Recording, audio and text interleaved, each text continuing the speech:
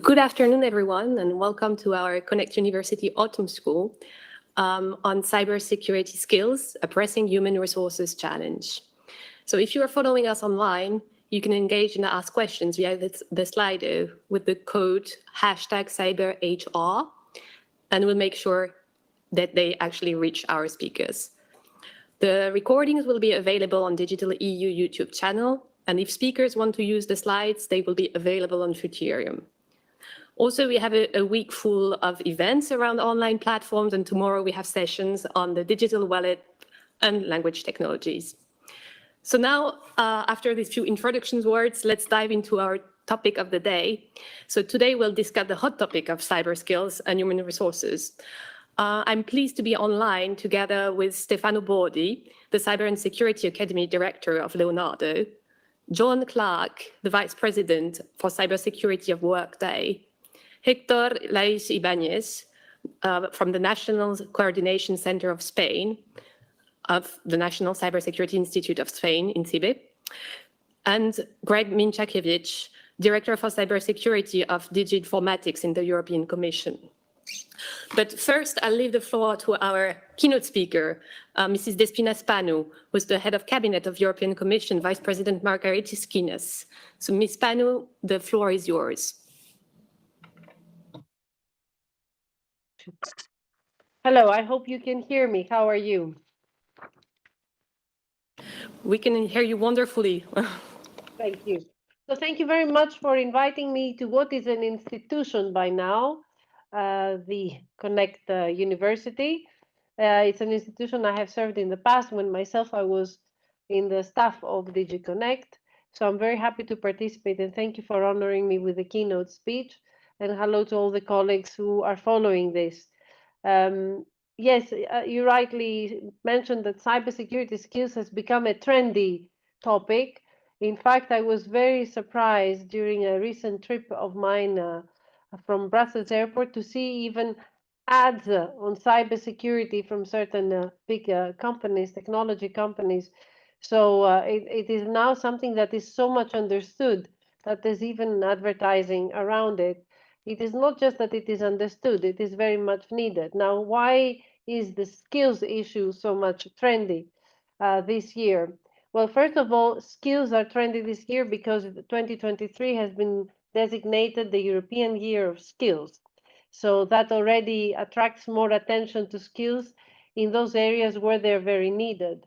And that is the second reason why cybersecurity is particular, because it is an ever changing domain. It's very fast in how it evolves, and it leaves behind not only past issues, but it leaves behind a huge gap of the people that are needed to deal with cybersecurity, be that in the public sector, in the implementation of legislation, the enforcement of legislation, in counter offending or counter dealing with cybersecurity threats, but also in the private sector, especially with the immense growth of what is now considered to be as critical infrastructure, a notion that is much larger today.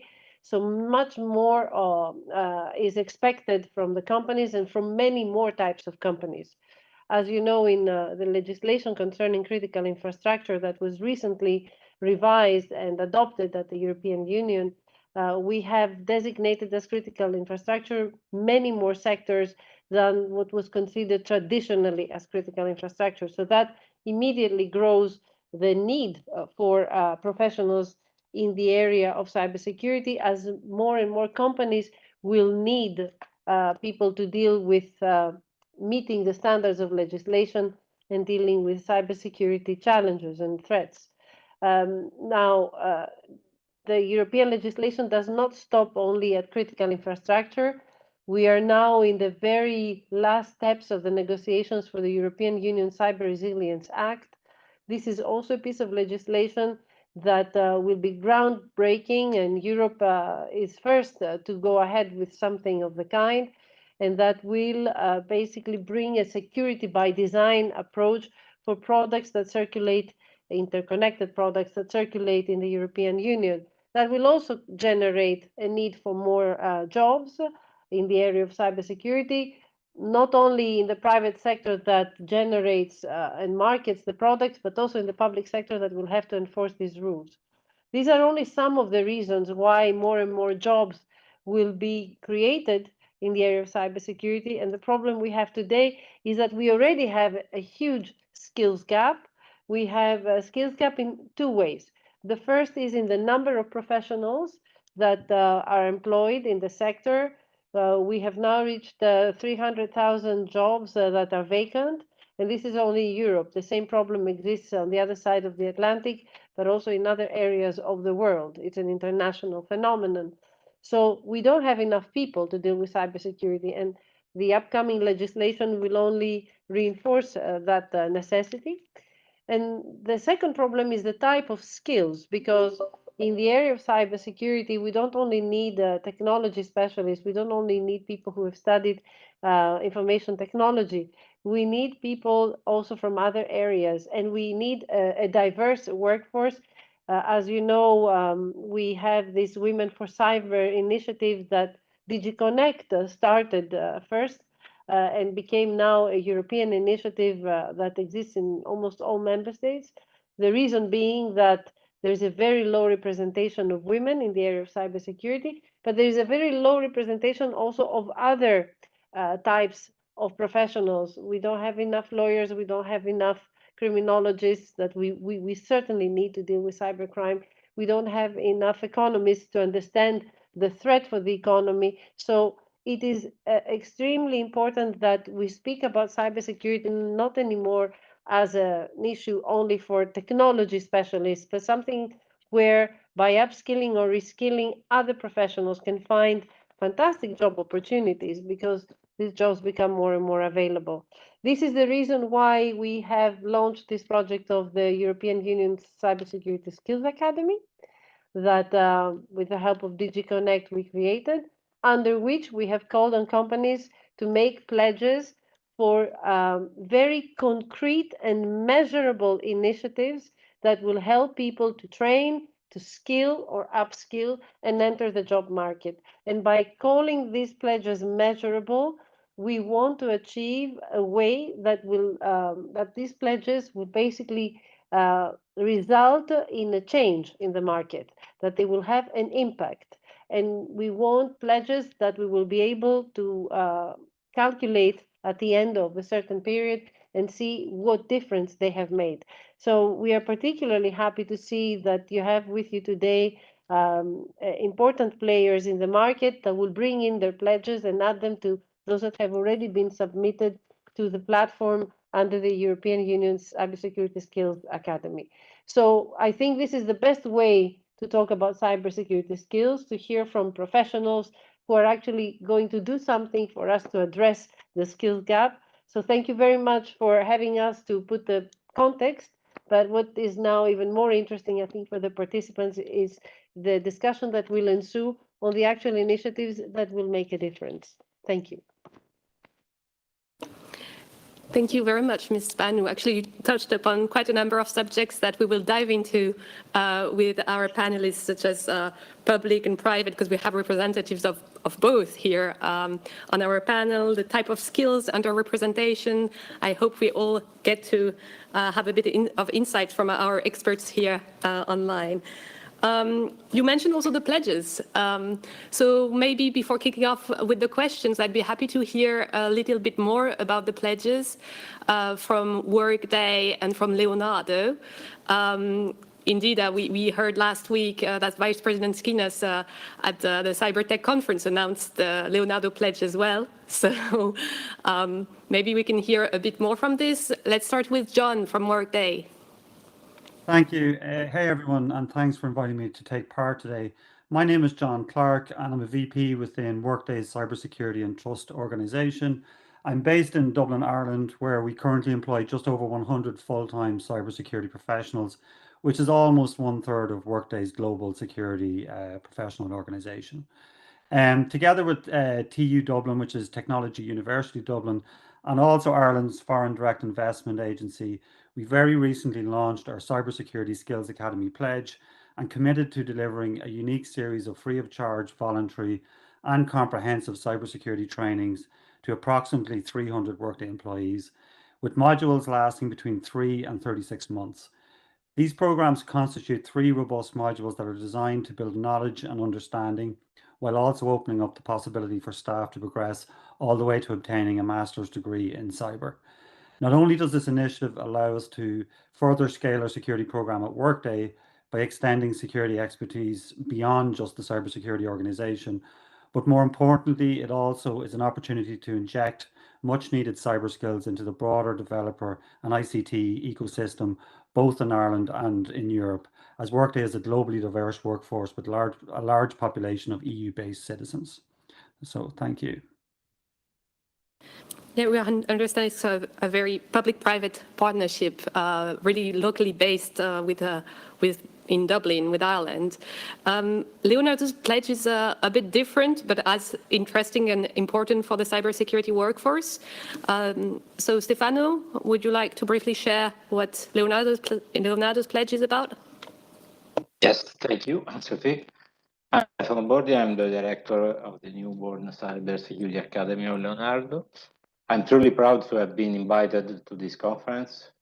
And Leonardo is an aerospace defense and security company, so we are mostly devoted to technology. But when we decided to create the academy, we did so with the conviction that there was a need to invest not only in cybersecurity technology, but also in skills and competencies. I'm the former CISO of Leonardo. Thanks to that 5 years experience, we realized that the majority of security incidents were due to human errors. Actually, 85% of the incidents were coming from human errors. So we decided to invest in the academy, and we inaugurated the academy in April last year. And after a year and a half from its birth, we are very satisfied with many initiatives that we have implemented that we summarize in our pledge. We are convinced that there is still a lot to do, both in the training of people specialized in cybersecurity roles, but also, above all, in improving the awareness of all EU citizens. I think that we need to develop a risk culture in every EU citizen. And Leonardo wants to be part of this journey to improve the culture of security, and especially cybersecurity in Italy and Europe. And we are really proud to have been seated as an European actor in this important arena by European Commission. So thank you very much, Stefano. So we heard it. So despite some of the company's efforts and also those that are being deployed by the member states, we heard from Despina that the gap is now around 300,000. So maybe the first question to you would be how to encourage people in joining a cybersecurity career, and how does your organization actually assess the skills for cybersecurity positions? So I would suggest here maybe we can get the ball rolling with Greg.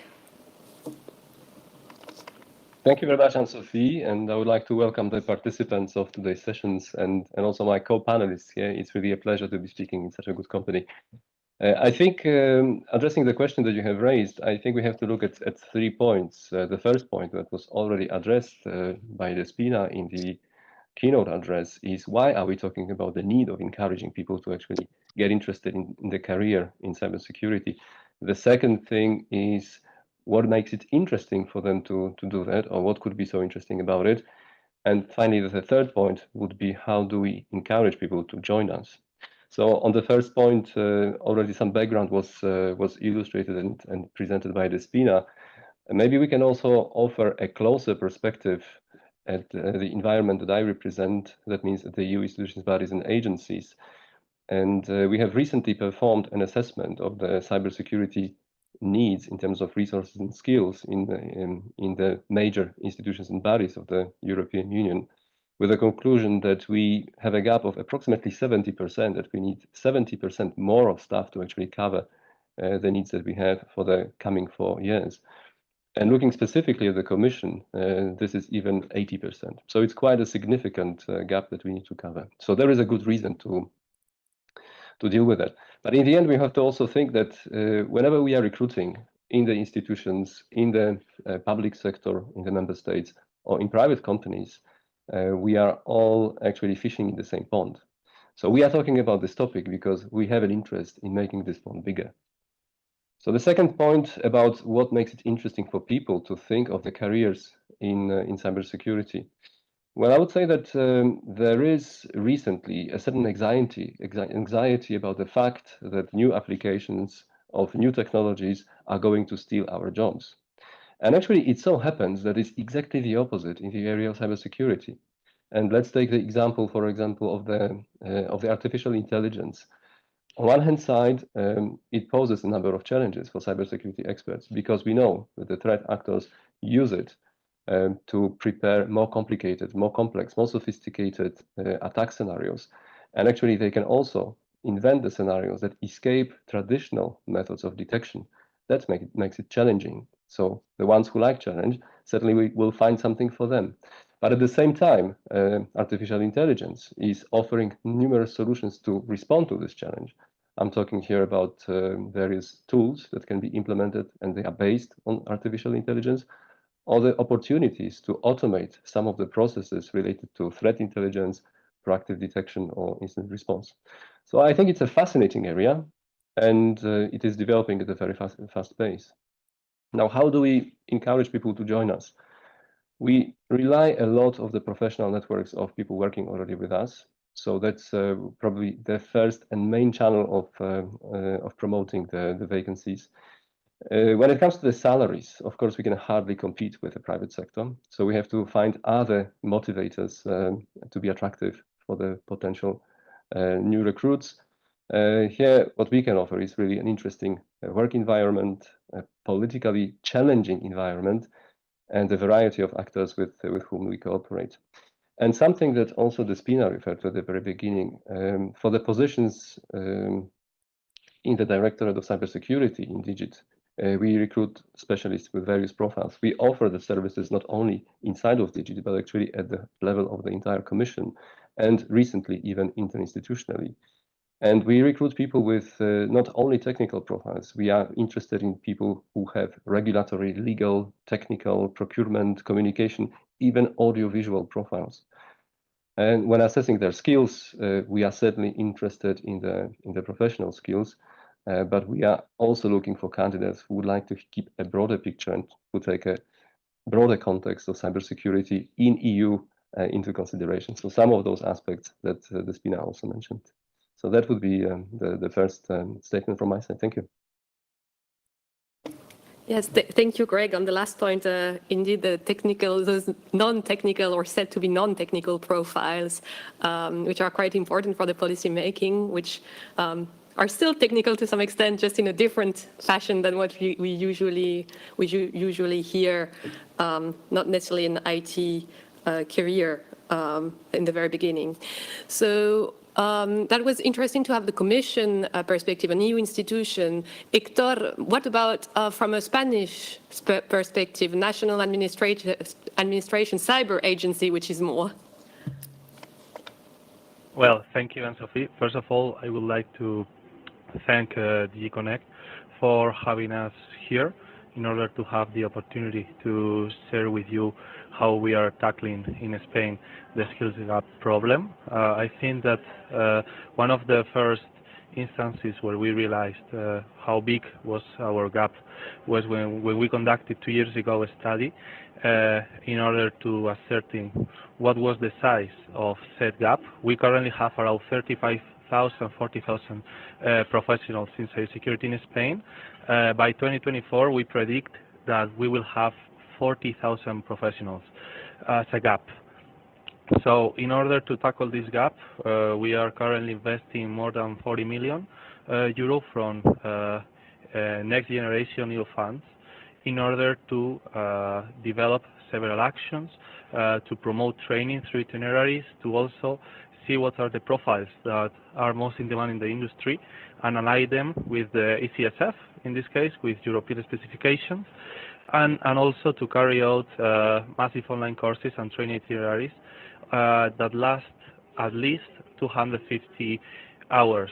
Actually, today we are launching this evening massive online course The past edition, we had 9,000 people, so we expect that for this one we will also have a similar number. We start raising awareness from the beginning, so we go to different schools. We also go to university, and we look into boosting and reinforcing the educational curricula for it to be aligned with cybersecurity needs. So in this case, we have initiatives like Cyber Camp, which is in order to carry out several workshops and events to raise awareness. We also have a university chairs program where we are investing 20 million in order to create curricula aligned with the cybersecurity needs. So these are some of the things that we are currently carrying out in order to raise awareness. And when we need to assess skills for our organization in order to conduct the hiring process, we let's say that we have different initiatives in place in order for, on the one hand, assess the hard skills, that is with tests, case study development, also technical interviews, and also we also take care of the soft skills. We, as Greg has shared, I think that in the public sector you need to compete based of different variables in comparison with the private sector. We cannot outbuy talent. We need to have different initiatives in place in order to attract said talent. So in this sense, especially for entry-level positions, we do not give that much value to experience. Rather, we hire the people, and then we take care of training them and ensuring that they can upskill and develop the needed competencies in order to thrive in our organization. Thank you, Hector. I saw that John was nodding when you were mentioning especially the entry-level positions. But before I give the floor to John, just Hector, you mentioned that you are launching today an online course in Spain. Is it some publicly accessible resource? Is it in Spanish? Just if you can just let us know. So I imagine that some other national administrations and why not industry could be interested. Yes, it's a Spanish course. It is open for everyone. The past edition that we have, it lasted around 5 months, and we set up different challenges for the students to be engaged all throughout the duration of the course. And this falls under the umbrella of the INCIBE's objective of achieving 10,000 more professionals directly by the initiatives that we carry out. All right, thank you. That's an ambitious target. I'll pass on the floor to John on this. Thank you. Yeah, I'd agree. I don't want to repeat a lot of what Greg and Hector mentioned. The company I work for, Workday, we're fully a software company. Quite a technical environment. And something, even within private industry, there is a struggle sometimes to hire, but also the scaling is an issue as well. So, I mentioned at the top that we're almost 350 full-time cybersecurity professionals. However, Workday is growing so rapidly, even over the pandemic, we almost doubled in size, and we're not going to scale horizontally as a security organization. So a lot of what we're working on is, and it kind of resonates with the pledge that we're working on with the university in Dublin, is how do we qualify and raise the security bar across our general engineering and developer communities. So, we put a huge amount of work in that. We've almost 400 what we call security champions, where we provide training, not just the university training, that's for a subset. We do a lot internally on, engaging and attractive opportunities, as well as education, to just attract our general technology folks and get them interested in security and sort of adopt that security mindset. And through that, we have seen people then transfer full-time into security as a profession. So really, it's about trying to get the narrative out there and get people interested. Because I think sometimes there can be I know we'll talk about this a little later, can be a slight, you need to demystify that sort of gatekeeping role there is sometimes around cyber, that it's a very, very heavily technical area, which it is, but there's also an abundance of other roles and personas within cyber. I think Hector touched on this as well when he mentioned engaging with schools. We partner a lot in the local community, even through STEM education, as well as with the university. And this is more generally just beyond cybersecurity skill sets, but broader technical skill sets. When we think about more diverse workforces, it's just increasing the net. So how do we get out there and actually just share and find those forums, whether it's at the school or in the educational levels, where we can just inform potential cyber and technology candidates for the future about what our industry is, and so that they're informed and they have this in the back of their mind when they think about careers and progression. And again, I think that engagement piece is just hugely important. That the cybersecurity space can be a bit of a closed house, and how do we sort of demystify that and kind of open it up more broadly beyond. And then lastly, Hector mentioned about inroads into cyber.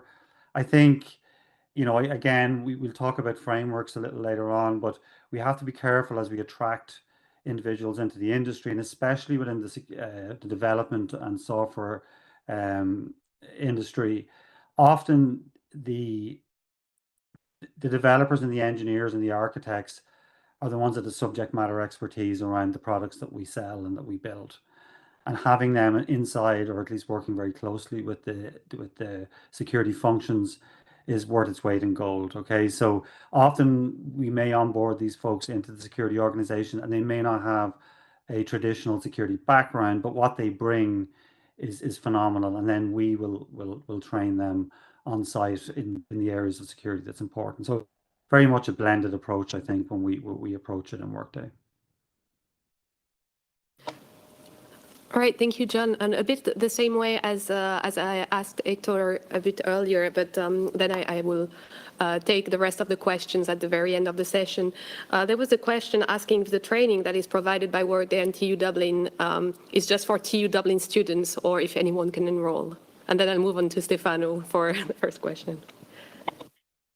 Yeah, so for this particular program, it's for Workday employees who are so they're not employed as security professionals with Workday, but like my last point, they are security champions within the broader Workday employee pool. So if we can generally raise the bar of their security knowledge, it means as they ideate, architect, and build new products for Workday, that they do it with a security mindset from day one, rather than us coming in retrospectively and trying to do it afterwards. All right, let me move on to Stefano, still on how can we encourage joining a cyber career, and how does Leonardo assess the skills for cyber positions? Yes, when we started, we designed the academy with a couple of things in mind. One is a hands-on approach, and the other is gamification. So thanks to the establishment of several partnerships with some academies, especially with the University of Genoa, where we are doing a scholarship for the student, and also with other academies, we launched a couple of initiatives that regards the possibility for the graduates to follow some courses provided by us, but also participate in some cyber exercise, cyber gaming. So I want to mention the CyberX initiative that we launched a few months ago. And this initiative was joined by 500 graduates coming from different academies in the center of Italy. And they had the opportunity to follow some courses, some preparatory courses, then a CTF, so a capture the flag, designed by us thanks to our experience in managing the cyber incidents. And then the best joined a cyber range, a dynamic red versus team exercise. At the end, we are planning to hire the best one. So I think it's a good way to attract people because in this way they have the possibility to experience with real incidents. So that's a differentiator of our CCTF respect to others. So we put into our cyber exercise real things. And moreover, we have also launched some free introductory courses. After the inauguration of the Academy, we received a lot of email from normal people, normal citizens. They wanted to join our courses. That was a problem for us because we are a B2B organization. We are not organized to provide a B2C to our courses to customers. So at the end, we decided to organize free introductory courses, and they joined us. And at the end, the best one were hired by our organization. And those are some examples. And last but not least, we joined an initiative. The name is Young Cybersecurity Academy, with some contents especially designed for primary and secondary schools in Italy. So I think it's another interesting experience and initiative just to encourage people in joining the cyber career. And how we assess skills, for sure, if a candidate is able to solve our flags, so our questions that are inside our CTF, for example, incident response, intelligent malware, they can prove their knowledge, the technical skills, but they can also prove their soft skills. So especially cooperation, communication, and collaboration, that are crucial things if you want to be a professional into the cybersecurity area. Thank you very much, Stefano. Well, once you've identified your best candidate after CyberX, we are happy to have the list so that Greg can hire them here in the commission.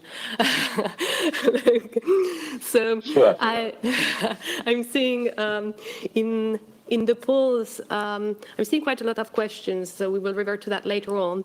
But there was a question that was put for the audience: what efforts are being made in your organization to recruit more cyber professionals? And I see some pattern here, some keywords that came back based also on what you said. So for example, non-technical skills, diversification, an aspect we touch a little bit less upon, compensation, flexibility. That's the kind of reply that we got from the audience.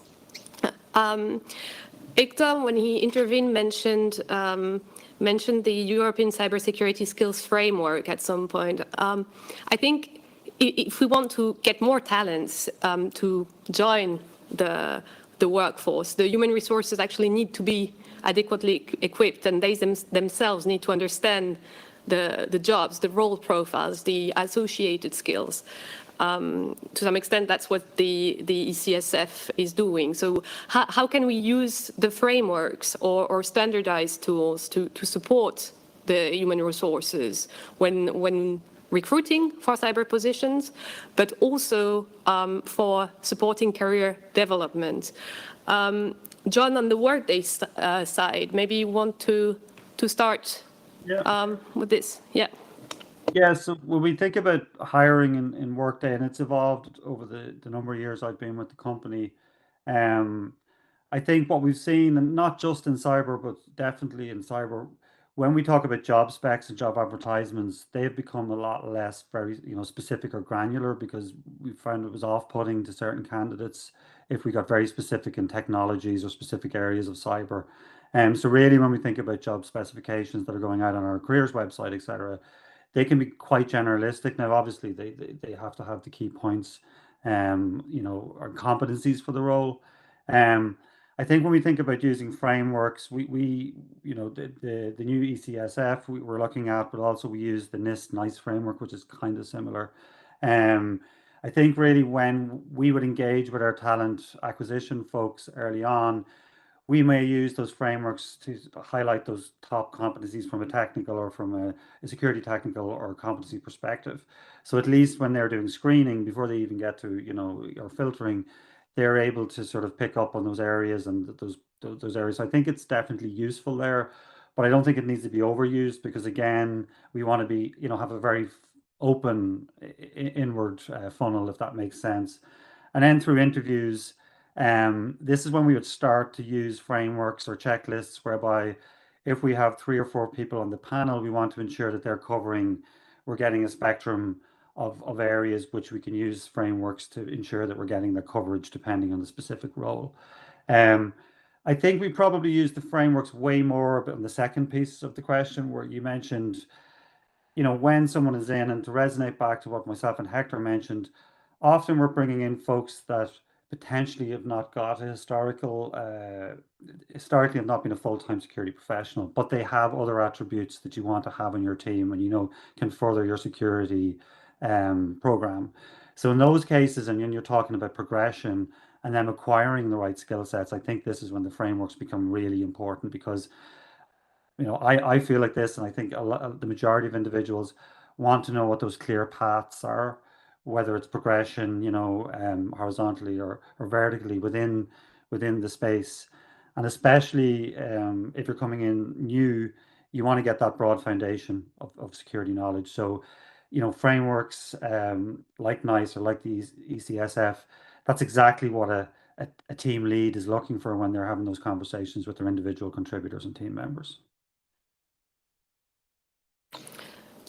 Thank you very much, John. I'll pass it on to maybe let's stay with Workday and Leonardo, because I think the use is also very different, or can be very different. There can be an uptake that varies from public and private sector. So first, Stefano, on the use of frameworks. Yes, it's very important to use under framework to assess the skill, guide the career development, for sure. And we have a couple of capabilities in our academy. One is the Cyber Range that I already mentioned, and for that platform we adopted the NICE framework, because the Cyber Range was designed a few years ago, before the new ECSF. And we are using also the ECSF European Cybersecurity Skills Framework to map our courses, so our catalog of courses versus the 12 professional cybersecurity rules. It's important for us because there are a lot of customers that are asking us to provide them contents based on the role they are planning to have into their organization. So having a standard in Europe is very important for us. And we are also developing a new platform that will be the foundation of the academy, and that it will be based on skills and competencies and will be aligned with the ECSF. So the academy is a business initiative, but is becoming also a strong support to our HR department, also in order to attract new people and new talent, and also to assess the competencies of employers and new people to hire. So it's really important, the combination, the synergy between a business initiative and also our internal HR effort. And we are also developing new functionalities in order to manage professional certification of people. But the one issue is they are provided by private organizations. So a certification schema promoted at European level by European Commission or ENISA, I think would be more than welcome. So we hear the message here, and ENISA will probably also hear the message that you're passing on. There's a pilot project that has been launched on an attestation of for skills, actually, that has been launched by ENISA following the publication of the communication on the Cyber Skills Academy. We heard you very well. let's pass on the floor to Hector. Okay, great.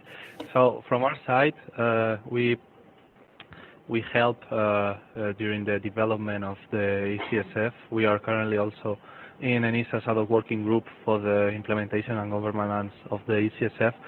So we consider one of our priorities when it comes to skills and talent to gradually align the different initiatives that we have to the ECSF when possible. So in that sense, we usually have like a 5-step recommendation framework when it comes to support career development, both to people that work internally for INCIBE, but also for all these citizens that are looking to increase their cybersecurity expertise. So first of all, we recommend that people should gather and share in cybersecurity communities and events. So cybersecurity is built upon trust. You need to know people, you need to gather physically with them, and you need to share experiences. Also, getting certified, we consider that is also important. For us internally, we have 2 different paths when it comes to certification, one from the more technical personnel and the other one for the non-technical mixed jobs. So when it comes to getting certified, people that are more technical, they look for technical certifications, and a mix, we usually certify people when it comes to project management. Also, testing your skills in cybersecurity competitions is the third axis of this 5-step project. We also encourage people to specialize, especially now that we have in Europe the ACSF with the 12 different profiles. Eventually, a good set of training materials will be available aligned with the different profiles. That will make it easier for people that are looking into more niche categories in order to specialize. And also, lastly, people need to be restless. They need to have the curiosity and explore all the different material and the intricacies that there are to cybersecurity. Cybersecurity is incredibly complex. It changes all the time. So either you are someone that has a good drive to explore and be curious, or otherwise you may end up being outdated in this world. So that will be more or less the steps that we take in order to encourage career development, and we also take a look at them when it comes to recruiting. Right, we see a bit of a pattern on certification as well from the replies. Greg, on your input on frameworks or use of standardized tools, how is Digit of the Commission doing? It's difficult to add too much to the statements that have already been made prior to that. I think most of the topics have already been covered, but let me just refer to one thing. I mentioned to you that even though I work for the European Commission, and this is our main scope and perimeter of our activities and operations, we also work a lot among the EU institutions, bodies and agencies. One reason for this is that probably you may know that we are approaching the completion of the legislative process for a new regulation that will actually set the new standards for the levels of cybersecurity across the EU institutions, bodies and agencies. The second reason is that we also join forces, all of the institutions, when it comes to procurement. And certainly when we recruit specialists for cybersecurity, we recruit the officials, but that means we recruit people for whom we have the allocations of the budgets, and we have to speak a common language to our budgetary authority when it comes to the numbers. And we also hire external service providers, and for that we use our framework contracts, our procurement activities, where again we have to have a common language with service providers and the contracting companies, so that we have no misunderstandings. And in this regard, the frameworks such as the ENISA framework or the NIST framework are extremely useful because they allow us to have such a common base. Because the fact is that because of the institutional autonomy, all the institutions may have different organizations internally when it comes to cybersecurity, may have slightly different cybersecurity frameworks, and then the names of different teams, services, and positions can be different. But having a common reference is very, very useful.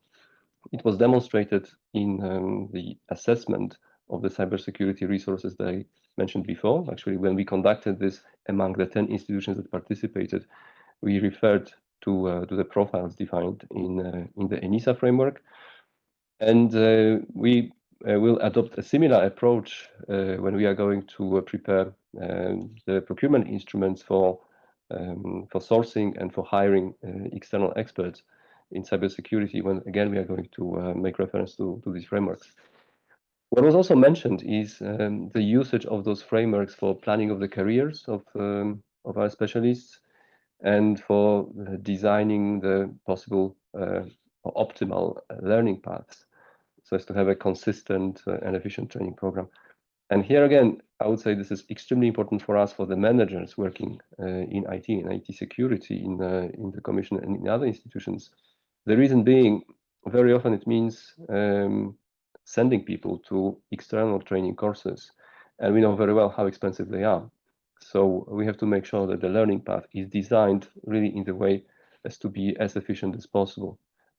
Because the budget for external training are monitored very closely. For good reasons, we are spending taxpayers' money, so we have to make sure that we spend them well. Thank you. Yes, so certification, career path, assessment of skills, that's what I take from the frameworks based on your replies. We also put a similar question to the audience. And we didn't get a lot of replies, but the ones we got are a bit diverging from you. We had two replies mentioning that there's not necessarily a need for frameworks. And in the audience, the use was on the NICE framework, which you also mentioned. Now I'd like to move on. I've seen a question in the online, in the Slido, that refers to underrepresented groups. And Despina also mentioned it in our keynote. I think the panel here actually speaks for itself. We can say it. Women are also amongst the underrepresented in all the cybersecurity professions. And we also know, based on one of ENISA's tools, CyberHead, that women only represent 20% of all cybersecurity graduates. That was the number for 2022. Could you maybe share some insights on the share of women in your respective organizations, and how do you think that we can better attract those underrepresented groups to cybersecurity positions? Stefano, you would like to start? Yes. Yeah. Leonardo is a high-tech company, so aerospace defense. So the majority of people come from engineering courses, in general from STEM disciplines. And traditionally, unfortunately, women are underrepresented in their disciplines and courses. But anyway, actually, in our division, the cybersecurity division, there are 23% of women, but our management has the commitment to improve in the next years to overcome the 30% in a couple of years. So we are attracting more and more women.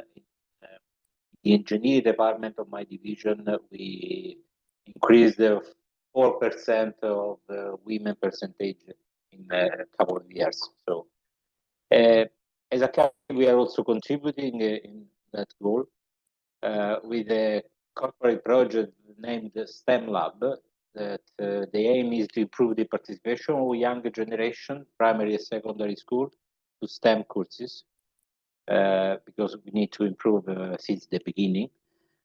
We recently added also an entire section dedicated to cybersecurity contents that include the book, some exercises for the students, and 12 videos with the participation of the children of our employees as actors, script writers, and movie directors on the most interesting topics for young people, like revenge porn, cyberbullying, and whatever. And also we are improving a number of teachers in our academy. So we recently added 3 more female teachers. And we are going to launch a free cybersecurity course for women by women. So thank you very much. That's indeed very targeted. I'll go back to the pledges for a minute. Actually, one of the objectives for the pledges is also to try to narrow down that gap that we have in representation of a diverse workforce, because it works for women, but also for other groups.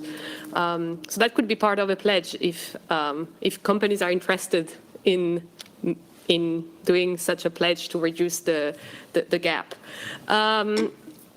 Maybe next we can move on to Hector as regard underrepresented groups and the attraction of women towards cyber careers. Yes, great. So in Spain, we currently stand at around 30% of women in cybersecurity organizations, based on the study that we conducted in 2022. In INCIBE, we are, let's say, in a good position in this sense. We have 48% of women across all the organization, which is pretty good. Still, we have some targets when it comes to technical roles, because our representation is greater in the non-technical roles. In non-technical roles, we have 70% of women. In technical roles, we have around 80%, 75% of men. So we still have some homework to do. But in the non-technical roles, for us, it's rather easy to attract this type of talent. Women talent development is one of the main pillars of our strategy when it comes to skill. So we think that it's a great opportunity to also attract women to cybersecurity. We need to reduce the biases in education, and also it's important to demystify the cybersecurity profession. Cybersecurity is a pretty multidisciplinary area.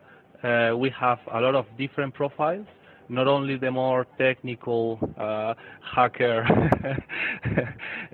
profile that people usually relate to cybersecurity. And in this sense, I think that, for example, the NICE framework or the ECSF, one of the main advantages of this type of frameworks is that they reflect the fact that cybersecurity has a lot of different shapes, a lot of different faces, and not only the more technical profiles are the ones that represent the cybersecurity as a whole. So also from INCIBE, we have always supported Women for Cyber. We have in coming, I think it's in November or in December, Women for Cyber Congress in Madrid.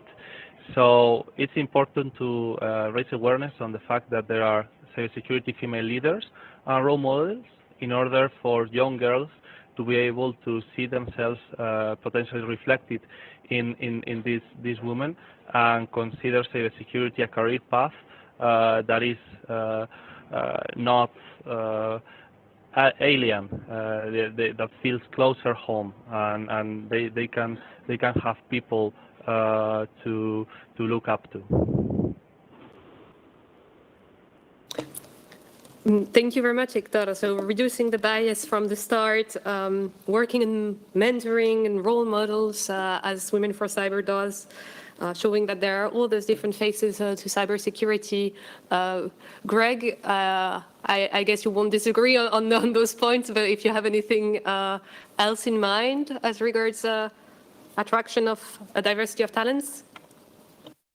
There's a few reflections and a few facts maybe to share here. So Stefano pointed to the fact that indeed cybersecurity belongs to the remit of the professions that are very much relying on technology and engineering skills. What I would add to that, maybe even more broadly, is that we currently live in the knowledge economy.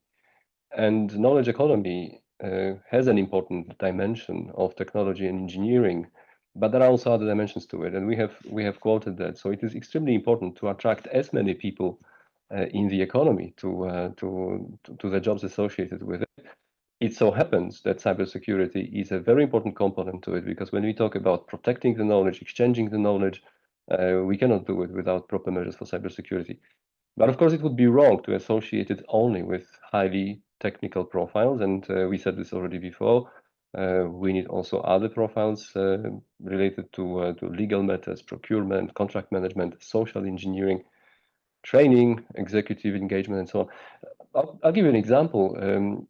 In our operations, and you probably will see the same thing, and you will confirm that in our operations we collect an enormous amounts of data, big numbers of different indicators in terms of what we see and what we do in our cybersecurity operations. And whatever we do, we need to report appropriately to our governance bodies, and we need to ask them to take appropriate decisions with regards to the next steps. We need people who will be able to make sense out of all those indicators and translate them into what actually impacts the business that we are in. In case of the Commission, this is the definition of the new policies or the monitoring of the implementation of the existing policies. But the path is not straightforward. And I cannot ask a person who is a technical expert who is performing incident response and ask this person to go and speak to the chairman of the internal IT and cybersecurity board in the Commission. The language is not the same.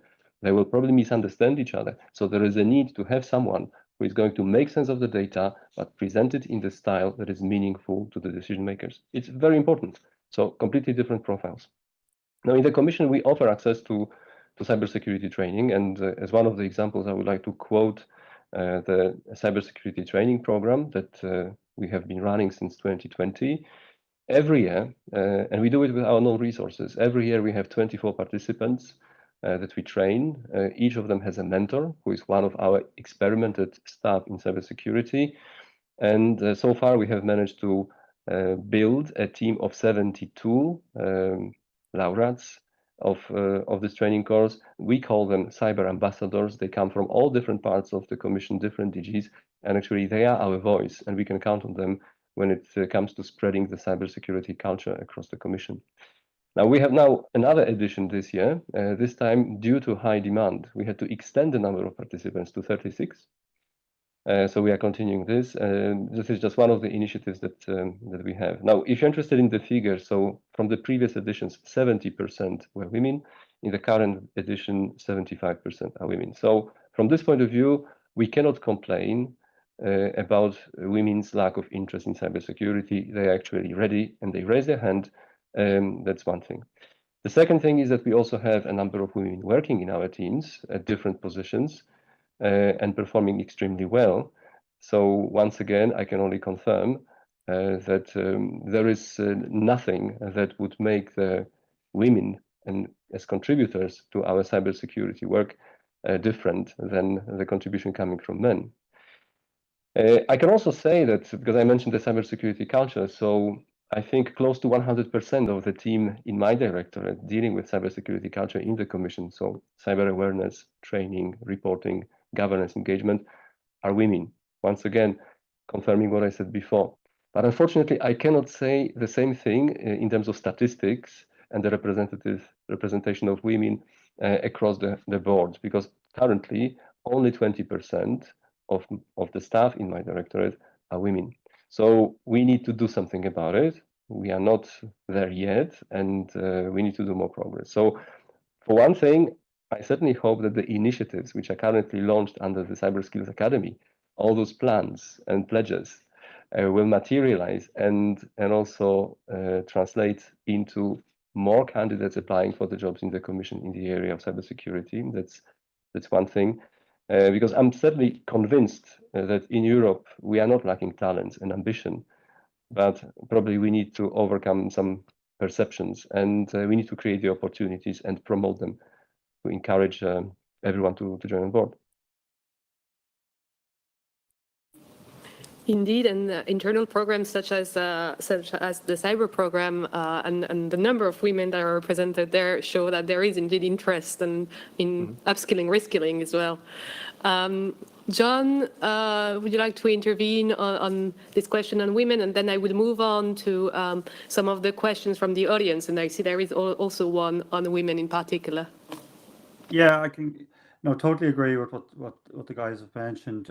In Workday, there's a huge focus on building diverse teams. So we've seen, and it's been proven, that diverse teams from, just not just productivity, but just with regard to building great products. And I think that mixed perspective, and that diversity can be sex, it can be whatever demographic, right? It really, really is important. And we have this idea of VIBE, which is value, inclusion, belonging, and equity, right? And we try to stitch it into everything, whether it's at a project level or a broader organizational level. And a lot of work on the ground as well. I will go back to hiring again.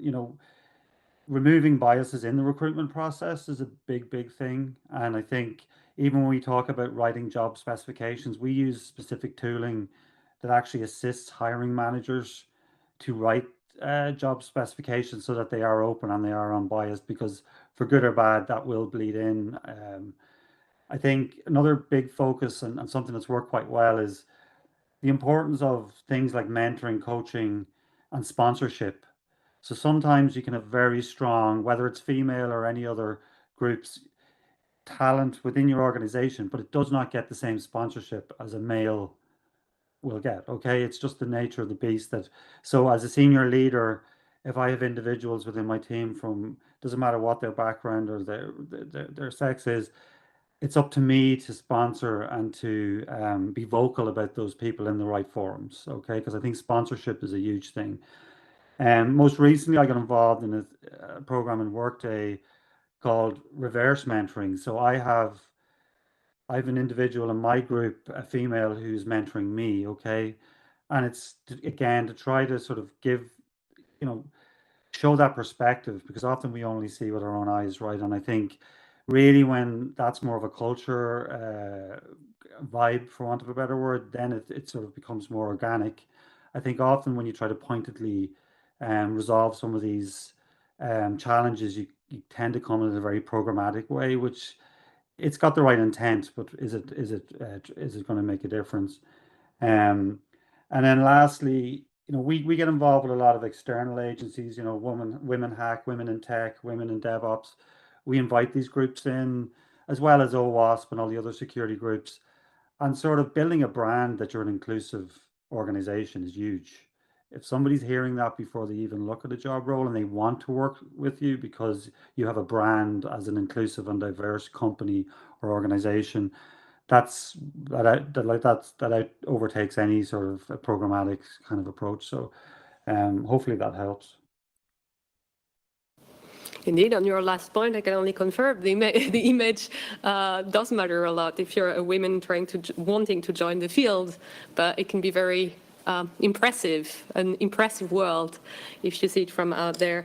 I'm looking a bit at the questions that were received. So it's not really a question, but it's more a comment that was made that it seems that most interventions to increase participation of women do not consider structural problems, but rather that women are blamed for not choosing STEM. Yeah, well, would anyone like to jump on this? Or I think we pretty much addressed it into the second half of the replies when we were discussing how to better attract also young women, starting from a young age. I see that Leonardo's focus is also very much on younger generations. But let me know if you'd like to intervene on this. Otherwise, I suggest we move on to some other questions that you have. Please raise your hand in case you do. Okay. No, I already shared the STEM lab. I'm quite agree with the consideration. Probably it's also a generation problem. So the parents of the young women that we are trying to hire now probably were not so focused on the STEM disciplines. So probably the new parents and the new generation would be more open now to sponsor their children and daughter to follow STEM courses.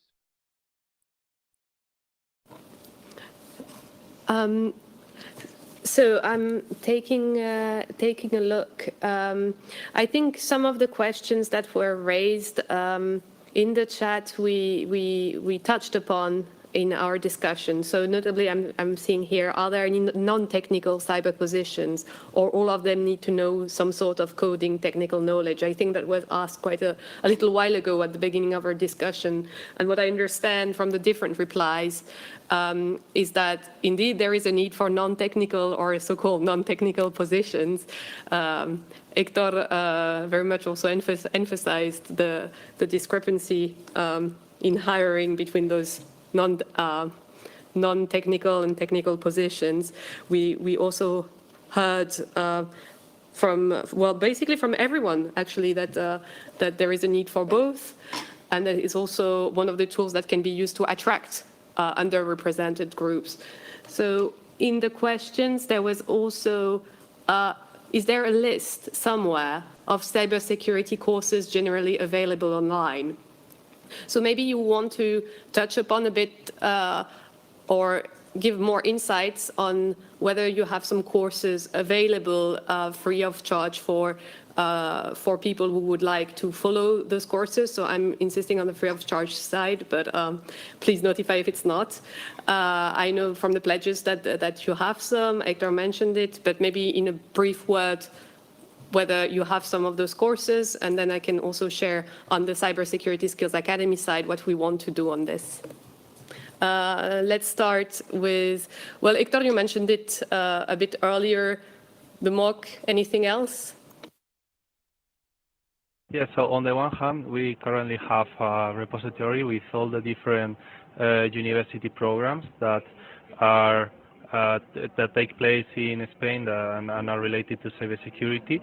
And then this massive online course falls under the umbrella of Hacker Academy, which is one initiative of ours that has trainings, it has challenges, it also has workshops, competitions, and this is the course that I mentioned. It's a basic course on cybersecurity, so pretty much everyone is encouraged to take it. With the previous edition, we realized that there is a huge interest in cybersecurity, but sometimes for us it's hard to make it accessible for people. So yes, cybersecurity, yes, the name. Some people, they put them in kind of defense mode, but we are trying to develop these courses for all citizens, because if we want to tackle the skills gap, we need to reskill and upskill a lot of different groups, not just only rely on university, because otherwise we might not reach the end goal. I can also share the link of this Hacker Academy for anyone interested to take a look at it. The content is in Spanish, but well, if someone is interested, feel free to check it. Thank you, Greg. On Digit side? So here I would say that taking into account the perspective of the organization that I represent, I see myself more on the side of the consumers of such training courses rather than the providers, to be frank.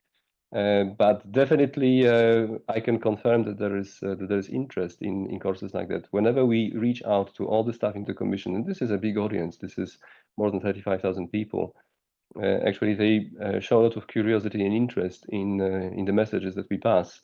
And very frequently, they confirm their interest in following even additional training courses whenever they will be available. And as much as possible, we try to promote the offers which are available there, which are of quality. That's very important because there is all sorts of content that you can find left and right that is maybe with good intentions, but not always very complete and not pedagogically maybe not very good. So definitely the offers coming from the companies that are participating in the Cyber Skills Academy, I think would bring a certain guarantee of quality. One thing that I would like to ask you though, don't send people to the training courses of how to use ChatGPT to create yet another exploit. Thank you. Maybe that's something we can ask ChatGPT in life. I'm not sure technical team would really appreciate that. But, right. Stefano, you mentioned some of the initiatives indeed that you already have at the very beginning of our discussion. Maybe a short recap on the trainings available at Leonardo. Yes, we're going to launch a new free course in next weeks. In our pledge, there is also the email. If you're interested to join, you can send an email to them. The course would be in Italian, this edition, but who knows? If you are interested, we could also organize an English version. Thank you. Let's see if you get some replies after this session. John?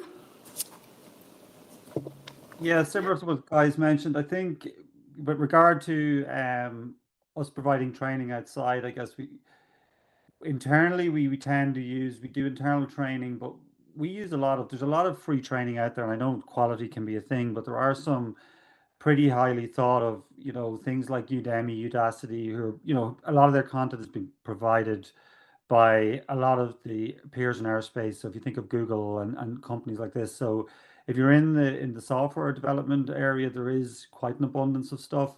I know I presented quite recently around our pledge just a couple of weeks ago on, I can't remember the guy's name. I had a co-speaker that day from Cisco, and they had I think they have a pledge with a really robust, end-to-end cybersecurity, lots of tracks. So I think sometimes the challenge can be which to take. It's not a case of finding. If you Google search cybersecurity training, it's a hot topic.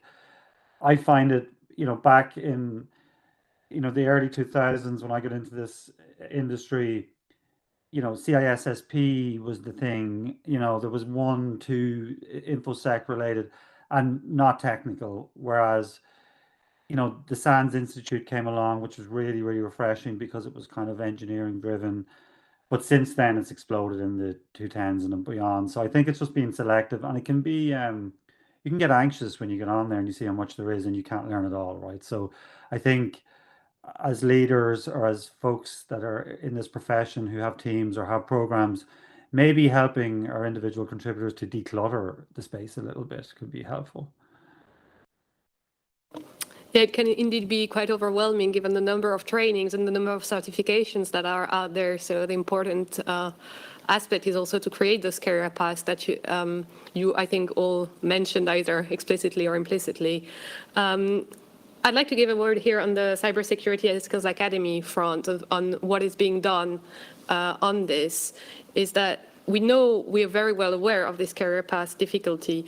So one of the aspects that we have started working on, and that ENISA has started working on together with member states, and in particular NCCs, so national coordination centers such as INCIBE, so Hector is involved in that work as well, is that we'd like to have an overview of those trainings and the relevant certifications, but it is a very complex thing to do because it raises questions. What kind of quality? What are the criteria? What governance? Who are we to decide what are the trainings that should be in there? So this work is being kicked off in the framework of the Cybersecurity Competence Center, will be kicked off also, continue this week. And this is something that I think ultimately could serve the community. And we hope that someday it will be online and available to everyone. Taking a look at the other questions.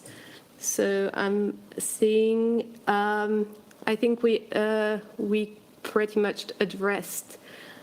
Is there anything done for existing restricted opportunities for underrepresented groups? I think we addressed this in the question in underrepresentations and women. Is the Academy up to speed with all developments? This is a very fast-moving field. So I am not sure whether it was about the Cybersecurity Skills Academy or whether it was about the Leonardo Academy. Maybe, I don't know, Stefano, maybe you want to say a word about how you managed to keep up with all that changing environment, and then I can give a word on the Cyber Skills Academy. Yes, other colleagues already mentioned the dynamic of this field.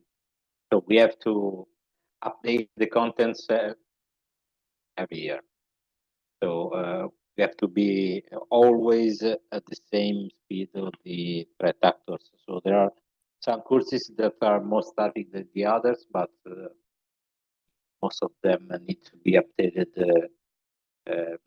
very frequently, and especially also the cyber exercises, because you have to practice. So it's really important to have the real threats updated into every flex. Yes. Your connection was not perfect, but I understand it's one of your goals, or one of the things you're trying to achieve is to manage to being up to date. Yes, with your exactly. courses all the time, right? On the side of the Cybersecurity Skills Academy, for the communication published by the Commission, of course it's the beginning of work. Of course it's a moving environment, and that's something that we know, and that's also why on that front we want to work with member states, and we are also wanting, as demonstrated today, to work with industry, because who else knows better than those on the ground what is happening out there in this world? So are we up to speed? I don't know. Industry and member states will tell us. We hope that we can keep up at that very, very quick pace. I'm taking a look at one of the result of a third question that was put on the polls to the audience, which is, how do you think we can better attract underrepresented groups to cyber positions? And the result, the result that comes up the most is work-life balance, which is something I'm not sure anyone actually directly touched upon it. So it's interesting from the audience. That's the word. That's the keyword. And then easier access to information, sparking interest early, school, role models, wider recruitment in the EU, Talk Cyber Roadshow, in-house seminar. Let me know if you'd like to get back to this, and in particular to the work-life balance that we did not talk about at all, and whether there is something that is being done on that front. It can be a bit of a tricky question. It is tricky, actually, but I don't think it is something which is reserved only to cybersecurity.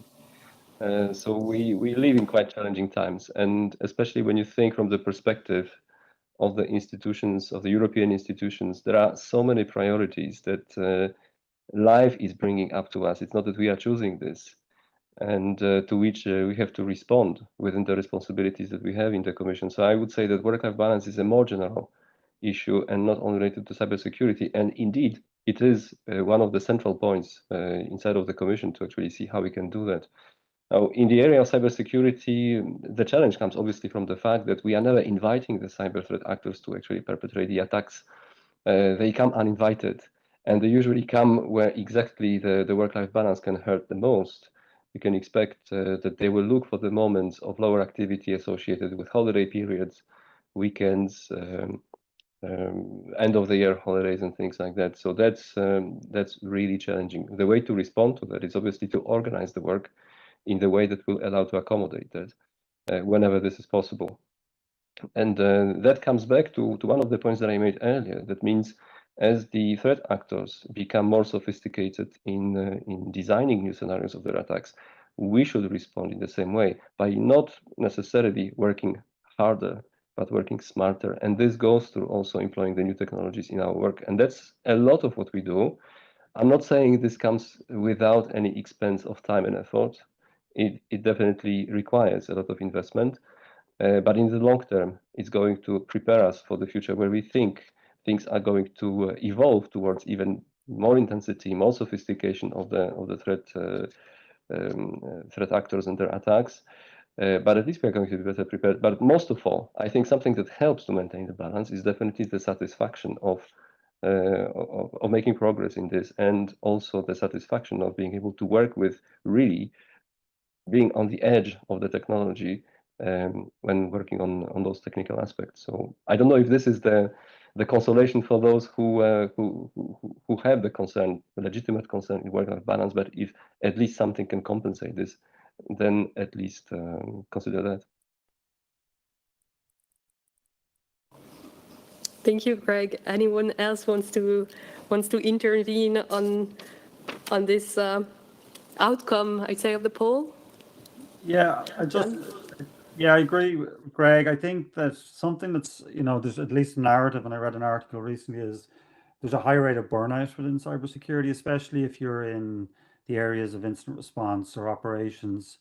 And just as Greg mentioned, it's 24/7. So, the threat doesn't sign off at 5 p.m. and come on at 9. So I think it has to be acknowledged. And, there's even in the US, at least with some of the tech firms, there's a trend of executives in cybersecurity actually moving out into different areas because of there's only so much period you can sustain that type of pressure potentially. So I think it's definitely within Workday, and it's something I've spoken with my peer group, something we've got to be cognizant of, because as I say, there's other professions which are similar, but especially when you're talking about global teams and global threat actors, right? It's just it can be all consuming. So I think it's not just the 9 to 5 aspect, it's the mental aspect as well.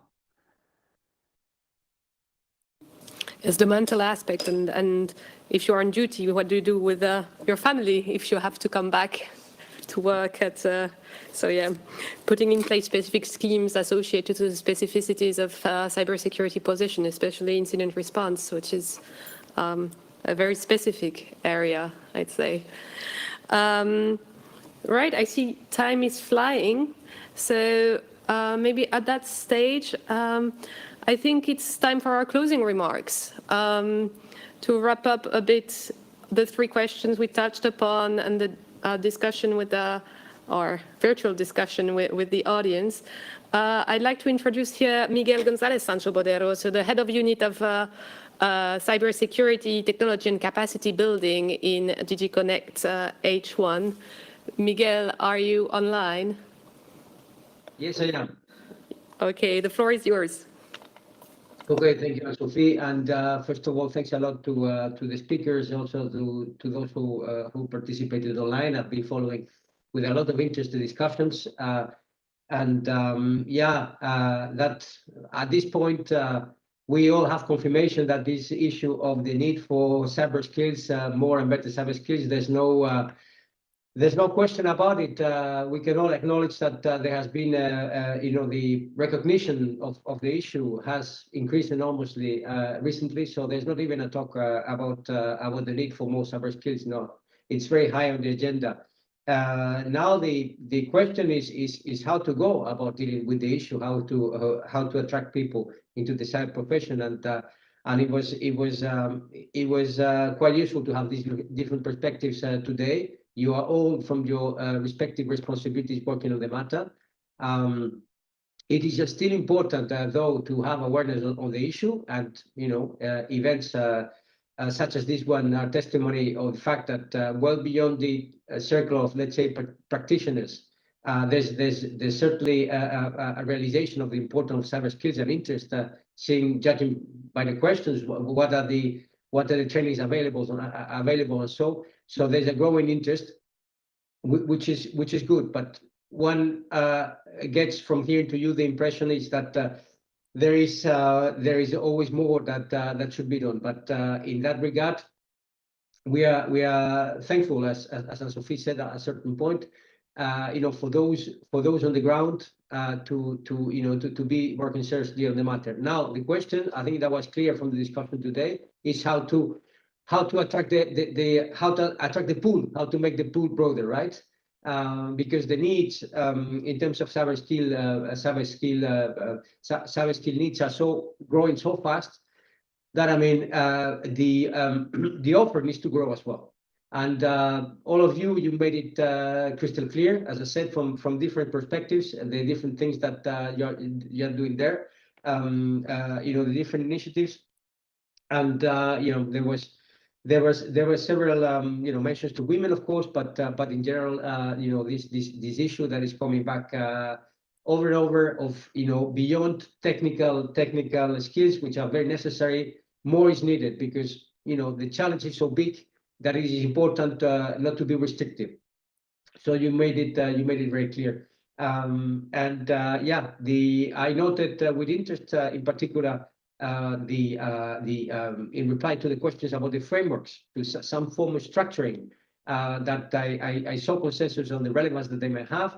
I think I picked up a line from John, who said, okay, frameworks are important, let's not overdo it either. We need to keep flexibility, understood, but they can certainly help in structuring the efforts, because the effort to be done is enormous. So that's something that indeed it is something which is a challenge, certainly from the Commission working on the side of cybersecurity policy, that we feel the challenge is so daunting, so big, so going in so many directions, that really how to help this help this forward. But a very important thing in this endeavor is precisely to count on the people who are on the ground, such as yourselves, from different perspectives, and try and link your efforts and putting the let's say the feedback together. This is what this kind of event like the Connect University is helping to have, to create this awareness, to put people together. But beyond that, we're continuing with this Cyber Skills Academy, which is basically the effort to align all different perspectives that might be relevant. I think you made it clear. Everybody's needed. Everybody. Many more people is needed, so to speak. And you're working quite hard to advance this cause of cybersecurity skills. This is the time to conclude. We will be in touch. I would like to say my final words by thanking the speakers and thanking the pledgers to our Cybersecurity Skills Academy, because this is what basically this instrument of the pledges. This is recognition that there are people such as yourselves who are doing good work on the ground. We want to support those efforts. We want to give the visibility, and we want to get your feedback on what works best, what works less, and in this case, we want to be, when I say we, in this case that would be the European Commission, we want to be really as much as possible a bridge between different constituencies, certainly from the private sector, but also we are in direct contact with member state representatives who have a say on these things. Like, we will be meeting them in a couple of days to talk about this very topic. So that's what our effort with the Cyber Academy is, to really align all these efforts. With that, I would also like to thank my colleagues for the organization. We're gonna be very efficient today. We're gonna finish on time.